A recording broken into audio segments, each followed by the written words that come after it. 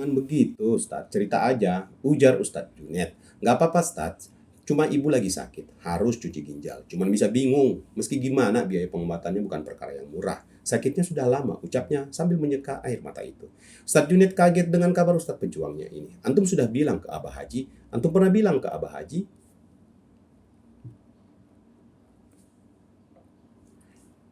Ujang tersenyum. Duh, anak mana tega ngelihat Abah Haji Stat lagi banyak masalah begitu. Surau kotor masih bisa dibersihkan. Mang Tatang dikeroyok masih bisa diobati. Tapi anak ogah nambah beban lagi buat Abah Haji. Ucap Ujang bijak. Tapi ini Umi Antum, Jang. Abah Haji harus tahu, ucap Ustadz Junet mengusap pundaknya.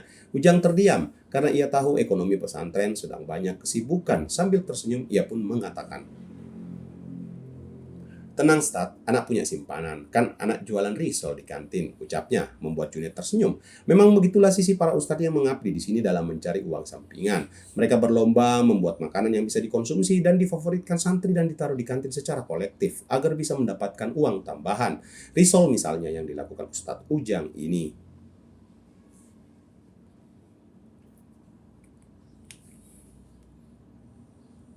Anak doakan Uminya cepat sembuh, Tat. Pengobatan kan hanya ikhtiar. Kapan antum pulang ke Umi? Belum, Stad. Atau kalau nggak memungkinkan, aneh transfer saja biar adik anak yang ngurus. Ucap Ustadz Ujang. Ya sudah, saya mau nerusin kontrol anak-anak dulu. Main ke rumah atas, nanti anak mampir ke kantin. Mau kirim kopi ke sini. Ah, nggak usah repot-repot, Stad. Sama cemilannya sekalian. Hahaha. Junet beranjak meninggalkan temannya itu. Ia kembali keliling menyenter tiap gedung dan balai yang ada di sekitar itu. Ia juga mampir ke kantin dan menyuruh beberapa santri agar mengantarkan kopi dan cemilan ke Ustadz Ujang yang sedang nongkrong sendirian di balai depan gedung riayah. Istrinya, Ustazah Iva, mengadakan muwajahah bersama santrinya malam ini. Ia langsung ke sana setelah rapat tadi karena ada tugas yang harus dia ambil. Ustadz Junet berkeliling kembali dengan senter besarnya, melanjutkan patrolinya. Banyak sekali yang menahan Junet ketika ia berpatroli. Rata-rata ia bertemu para ustadz juniornya yang menanyakan perkembangan kasus itu. Ia jawab seadanya tanpa harus membuka beberapa rahasia termasuk surat ancaman itu. Teman-teman subscribe ya, karena subscribe itu gratis. Dan follow Instagram kami di alpratama44 yang ingin membaca versi e-booknya.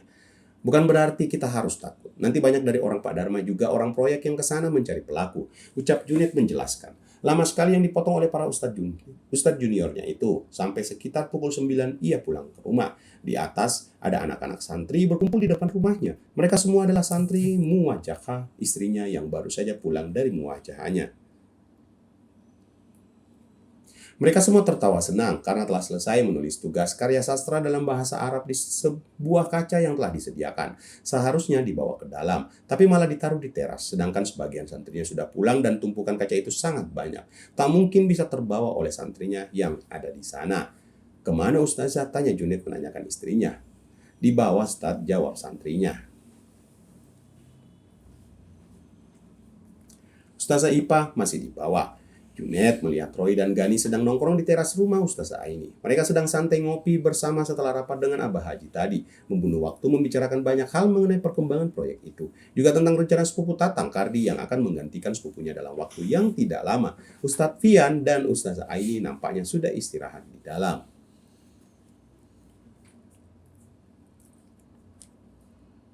Tak terlihat adanya aktivitas lagi di sana. Juga mereka tak bersama Roy dan Gani di teras. Memang Ustadz Fian ini begitu memperhatikan istri bumilnya. Maklum, anak pertama Ustadz, ucap Ustadz Junet.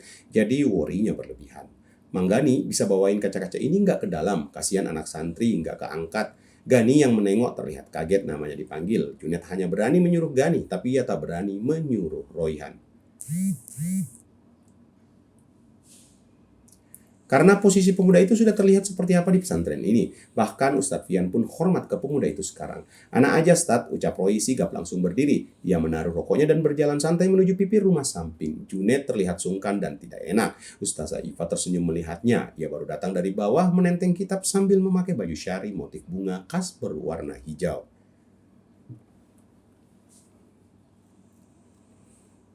Ia menyaksikan semuanya, menyaksikan suaminya tak berani menyuruh-nyuruh Roy, menyaksikan suaminya menghormati Roy sekarang, membuat Ustazah tersenyum. Assalamualaikum, ucap Ustazah datang. Waalaikumsalam. Tadi santri udah di sini, Umi masih di bawah. Ustaz masuk melepas seadanya, ngobrol dulu sebentar sama Nyi Haji, ucap Ipah sambil menyalin tangan sang suami.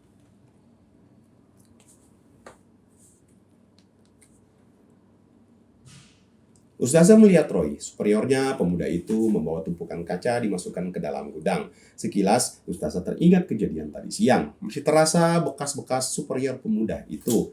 Ia menyalin tangan sang suami. Heran pikir Roy, udah memakai baju syari kayak gitu, masih aja cantik ucapnya dalam hati. Berpikir yang sama, Roy pun teringat kejadian siang tadi. Bagus-bagus karyanya anak-anaknya, Mi. Tadi Abi lihat sekilas, kayaknya banyak yang punya bakat seniman. Ucap Junet sambil membuka pecinya. Masa sih, Bi? Nanti Umi lihat. Duh, jadi gak enak saya. Ucap suaminya sungkan melihat Roy membawa tumpukan kaca itu. Terdengar dari nada suaminya yang menghormati pria itu. Ustazah menaruh kitabnya dan membuka kaos kakinya dan ditaruhnya ke samping meja. Roy bisa melihat telapak kakinya. Seolah tahu Roy melihat, Ustazah malah sengaja mengusap lembut telapak kaki itu. Udah beres urusan tadi siang, Roy, ucap Pak Ustadz duduk di sofa. Mengganggu konsentrasi Roy melihat lapak mulus istrinya. Beres, jawab Roy, membuat Ustazah tersenyum saat masuk kamar. Karena tentu yang dimaksud dari beres urusan adalah beres urusan lain. Umi bikinin kopi, teriak suaminya dari luar. Baru saja ia ingin membuka hijabnya tapi tidak jadi, dengan santai ia pun keluar. Terdengar suaminya masih mengobrol dengan Roy. Suaminya terdengar menghormati pria itu. Dari nadanya ia terlihat sungkan. Wanita itu membuat kopi di sekitar dispenser tak jauh dari tempat mereka mengobrol. Kopi, jawab Roy yang duduk bareng dengan Ustadz Junet. Terdengar suaminya mengobrol dengan pemuda itu dengan nada menghormati. Keadaannya sudah kembali sekarang, ucap Ustazah. Sebelum kita akhiri video ini, bantu subscribe channel ini karena subscribe itu gratis ya teman-teman ya. Jika sudah, terima kasih. Salam, jangan lupa bahagia. 92.